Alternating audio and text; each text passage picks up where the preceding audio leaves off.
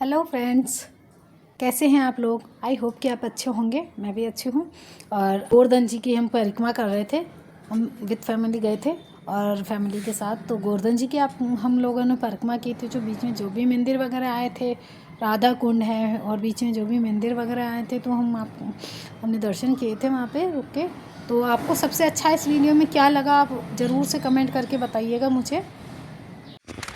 तो आइए चलते हैं हम वृंदावन की यात्रा तय करते हैं। और पैदल पैदल जाना, नंगे पाँव थे हम और फैमिली के साथ। तो वहाँ जब हम यात्रा स्टार्ट किए तो फर्स्ट में ही भिड़ते ही वहाँ पे एक ये बैठे हुए थे जो ये बनाते हैं, वो अपने श्रृंगार करके बैठे थे इस तरह से कि उन्होंने बुला लिया और हमारे को पकड़ के ज़बरदस्ती एक करते समय हमारे सबके ही उसने वो बना दिए मिनटों में। उनका मतलब कारीगरी ऐसी है कि उनकी हैबिट होती है, तो वो फटाफट से आपको इस तरह से सजा दिए उन्होंने। और फिर हम आगे बढ़े और आगे बढ़ते बढ़ते जैसे जो भी मंदिर आए, वहाँ पे गोवर्धन जी का मंदिर आया बीच में। तो हमने पहले गोवर्धन जी महाराज के ये दर्शन किए वहाँ पे।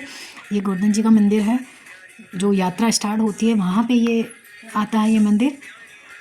यहीं से यात्रा पैदल यात्रा स्टार्ट होती है। और ये सब यात्री है, इतनी भीड़ थी, बहुत ज़्यादा भीड़ थी वहाँ पे।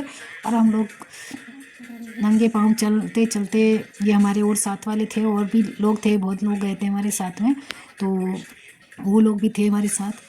कुछ लोगों ने चप्पल पहन रखी थी पर हम नंगे पाँव ही थे। हमने तो बैग वगैरह तो होटल करके और वहाँ पे रख दी थी, और बाकी हम वृंदावन की यात्रा पे नंगे पाँव निकल पड़े थे। और हंसते गाते बीच में भजन चलाते चलाते, राधे नाम जपते जपते हम लोग चलते गए।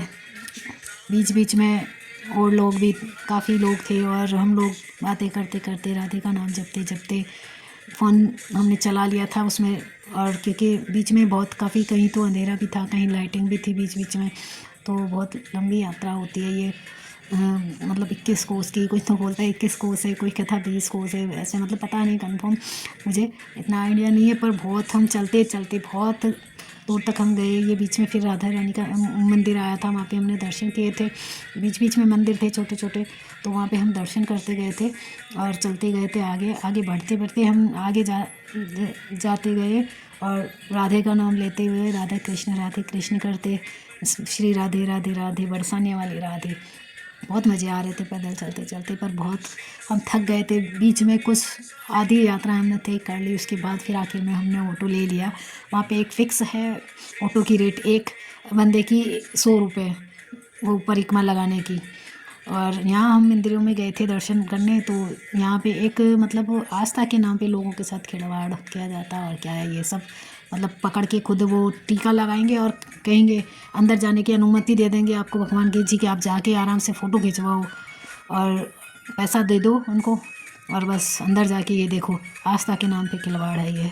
भगवान के पैसों के भूखे नहीं होते, भगवान सिर्फ प्यार के भूखे होते हैं, आस्था के भूखे होते हैं। और फिर हम आगे बढ़े, आगे जाते जाते ये बीच में फिर राधा कुंड आया था। हमने राधा कुंड के दर्शन किए। अब आपको क्या सबसे अच्छा लगा यहाँ पे, मुझे ये सबसे अच्छी जगह लगी थी राधा कुंड, जो कि मैंने यहाँ पे हाथ पाँव धोए थे। और हाथ मुँह धोना ज़रूरी होता है, कहते हैं हम जब यात्रा में जाते हैं तो तीर्थ स्थान पे। और वहाँ पे इतने दिए जल रहे थे, सब लोग पूजन कर रहे थे, पुष्प वगैरह चढ़ा रहे थे। और वैसे ये चीज़ें नहीं होनी चाहिए, इससे पानी गंदा हो जाता, बहुत गंदा हो रहा था पानी।